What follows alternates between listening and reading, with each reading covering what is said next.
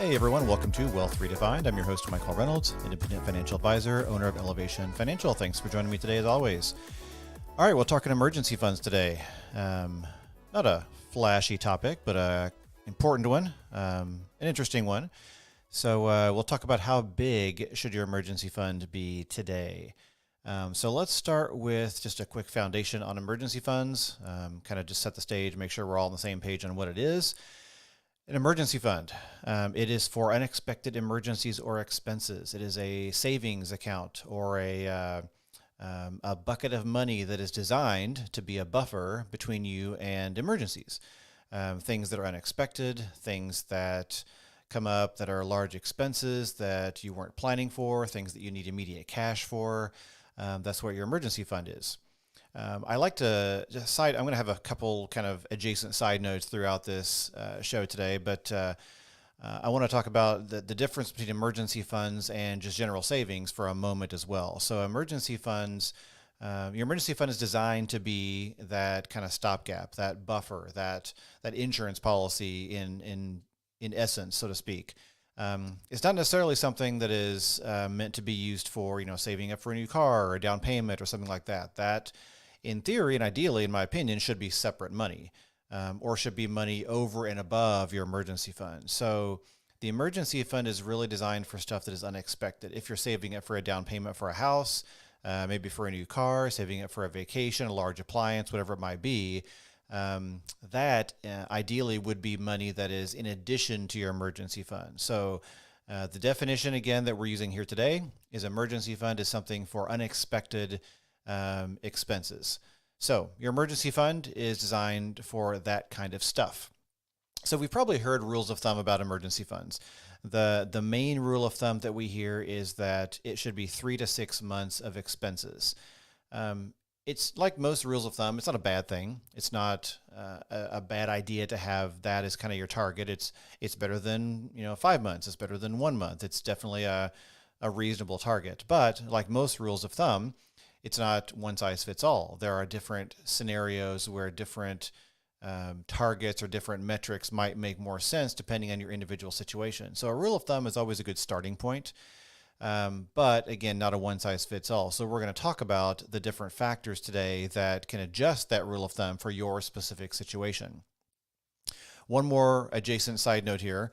Let's talk about what an expense is when calculating this first. So expenses in this definition are what it takes to operate your household. So this is things that like, groceries, utilities, rent or mortgage, the stuff that it takes to just generally operate your household.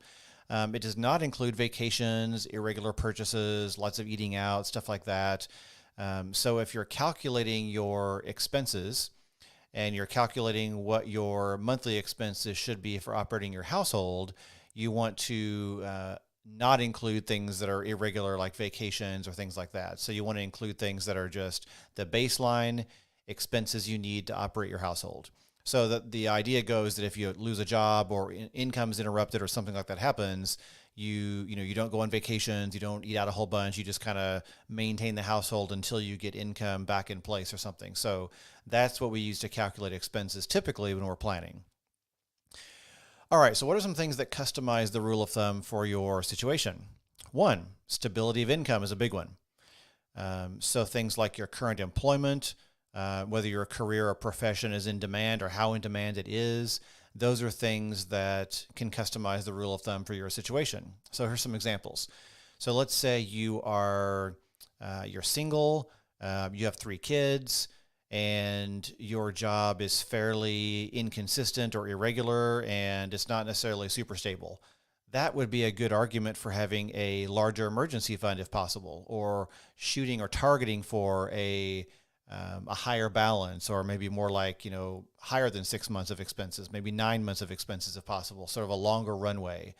And of course, all this is dependent on your situation. So if your income doesn't support, quickly getting to that level, then it's going to be a more gradual process. So this is not assuming that you can just snap your fingers and create a large emergency fund. That's we understand this, but as far as the target or what you should be looking for or planning for, that could be a factor. On the flip side, let's say you're a dual income household, you've got a partner, a spouse, you're both working, Maybe one of you has a very stable job in government, another has a very stable job in technology, maybe a software developer. If you lose your job, you can get 5 new offers within a week because you're in development or tech. Those are all signals that your income is extremely stable. You've got backup because you've got two earners earning income in the household. That would be an argument to indicate maybe a smaller emergency fund could be reasonable for you. So stability of income is a big one. And again, there's a spectrum in between there. So some people have, highly stable incomes, dual income, both jobs are really stable, both career paths are in demand. That's one end of the spectrum. The other end of the spectrum is maybe you're kind of working in a general services job, you're single income household, prospects of getting employment or potentially iffy if you lose your job. So then you want to plan for that. And then in between, a lot of us are in between. So stability of income is a big one. Also, stability of expenses. So for example, do you have a newer or an older home? Do you have newer or older cars? If you have, a brand new home that's, a new build, your car is fairly new and reliable, you're probably not going to see a lot of unexpected expenses pop up. You're not going to have appliances give out. Most likely, anything can happen, of course, but you're less likely for that to happen. You're less likely for your car to stop working. But if you're in a really old home where things need to be replaced pretty soon, things are kind of falling apart, maybe the roof needs replaced, maybe your cars are older, they're not necessarily running as smoothly and they might need maintenance. Those are things to signal that you might need more of a buffer. Though you might need a larger emergency fund to cover some of those things that might pop up. So stability of expenses is also a factor. Also, how much debt do you have? Debt adds risk. If you don't have much debt, then you may not need as much of a buffer in your emergency fund. If you have a lot of debt, high payments, a lot of debt that needs to be paid off, that adds risk, then you might want a larger emergency fund because those are going to be adding to your expenses and your risk overall. Health is a big factor. What is your health like and your family's health like? Obviously, health can change at a moment's notice, so we don't have a crystal ball with this. We can never say, oh, we're just healthy and going to remain healthy. That's never something we can promise, but we have some indications. Is your family generally trending to be healthy? No, chronic or serious medical conditions that you know about? That's a signal that maybe you don't need as much of a buffer at this time. But if your family has you or members of your family have chronic illnesses or potential health issues that are ongoing that could lead to something more serious over time, that's a signal for a larger buffer, a larger emergency fund. Do you engage in high-risk activities? That's a factor as well. Do you do lots of rock climbing? Do you do lots of stuff that might potentially lead to injury? That's something that would indicate maybe you need more of an emergency fund. Maybe you would have, hopefully not, but you're potentially at higher risk for injuries, and that leads to medical expenses. Dependents.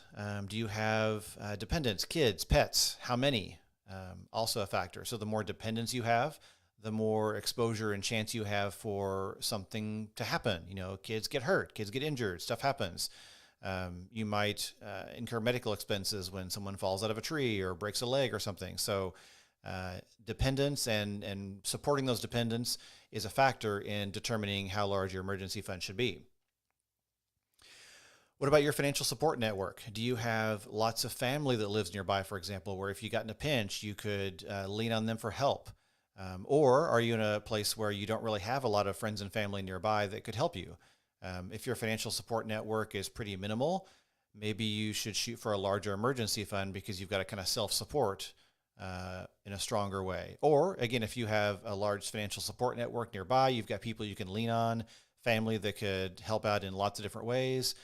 You may not need as much of an emergency fund because you have that backup. I also like to look at insurance. So there's a couple of factors when it comes to insurance. One is elimination periods on disability insurance.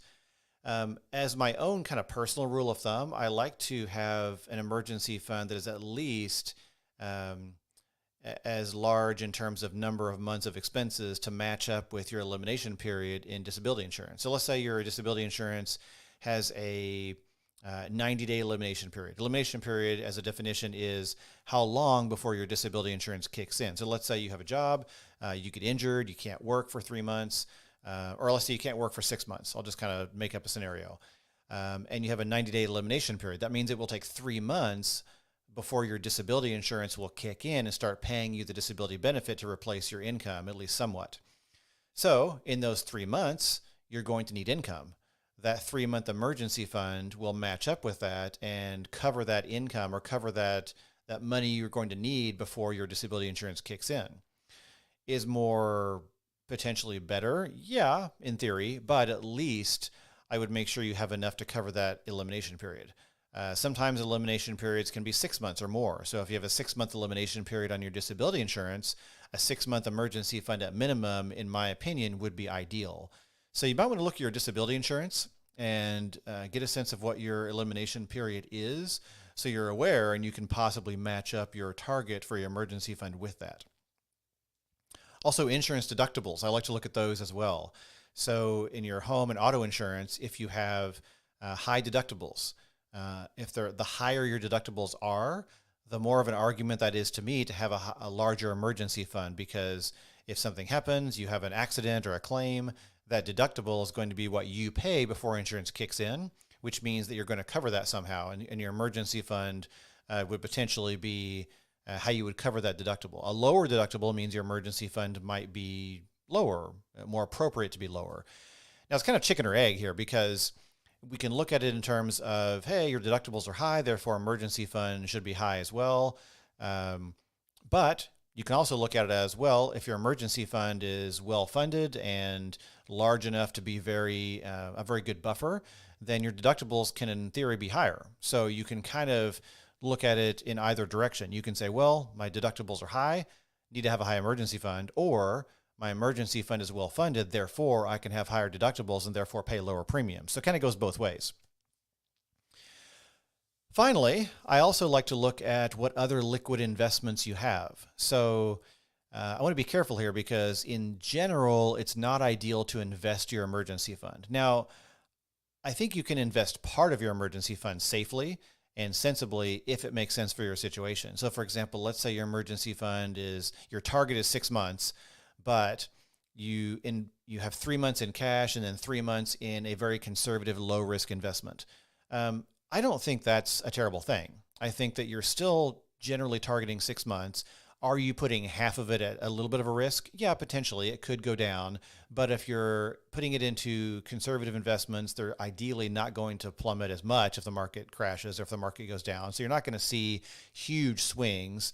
So it's still fairly low risk, and you might make a little bit in return from it when the investments do well. So that's, again, a adjacent side note there. But in terms of other liquid investments, let's say you have your target for your emergency fund is 6 months. Maybe you've got 4 months in cash, but you also have hundreds of thousands of dollars in Roth IRAs and taxable brokerage accounts. I would consider those liquid investments that are enough of a backup that you could get away with a little less in cash if you need to, because you have that backup. Now, do we want to pull basis out of Roth IRAs? No. Do we want to pull investments and unplug them from the market? No, we don't. But they do act as safety nets. So again, if you have 0 investments, or it's all locked up in pre-tax 401ks and it's not very accessible, then you want more cash. You want higher levels of emergency fund balance. But if you have more liquid investments as a backup, but you don't want to use it, but in a pinch you could, that would be an argument for a slightly smaller emergency fund if it makes sense for your situation. So look at your liquid investments and consider them as well. So Danielle is popping in on LinkedIn today. Thanks, Danielle. Glad you're here. Danielle says, I have my emergency fund in the S&P 500. What are your thoughts? Danielle, thanks for popping by. You're a fellow financial planner, so I love digging into the nerd stuff here with you. So yeah, I think the answer we all hate is it depends. It always depends. So if your emergency fund is in the S&P 500, I think that could make sense. Now, obviously, you're a financial planner like me, so I'm guessing there are factors that will make it make sense for your situation. You probably have other investments. You probably have other liquidity. You possibly have a household with stable income, possibly low expenses. There are probably lots of factors in your situation that would lead you to feel like putting your emergency fund in the S&P 500 will make sense for you. Also, how much is in there? That would be a factor as well. So, if you're a single parent with 3 kids, low, possibly unstable income, other factors that are higher risk, I would say putting your emergency fund in the S&P, I would probably not recommend. But if there are lots of factors that signal stability in your household, then I think it could make sense. So lots of factors go around that. I don't think it's always wrong is my short answer. So yeah, great thought, Danielle. I'm glad you stopped by to mention that. So that's an indication of, or a topic where, investing your emergency fund is something we could talk about at a future date. But if you invest your emergency fund, I think it should go with these other factors we talked about. Most people would say don't invest your emergency fund, keep it in cash or keep it very low risk. But there are certain cases where investing part of it at least, or in some cases all of it, could make sense, but it's probably not too common. So, all right. So in terms of just where do you end up? Where do you end up with your emergency fund? Again, I can't tell you how much to put in your emergency fund without talking to you more in depth and learning more details.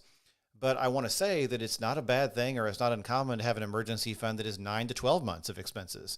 Don't feel like you're crazy if you have an emergency fund that is 1 year or even more.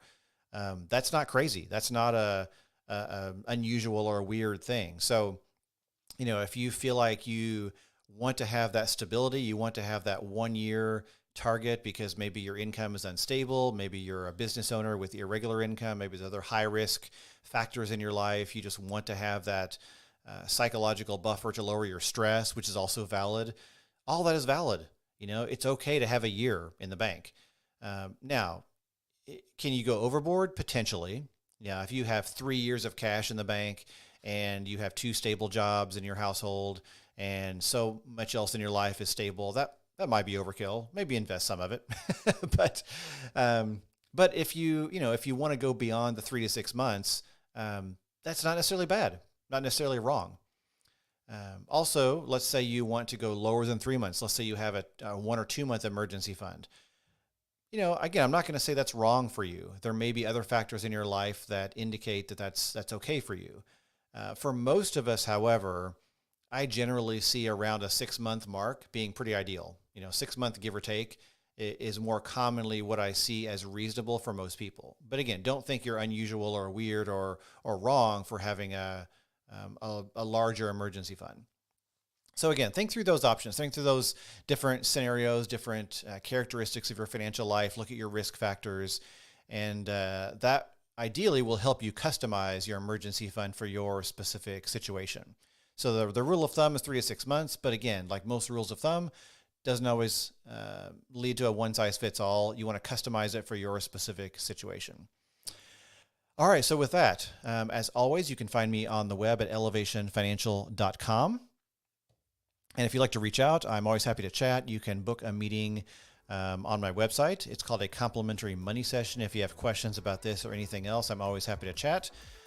So book that online if you're interested. And you can email me at podcast@elevationfinancial.com as well. Thanks for joining me today as always. Have a great day. We'll see you next time.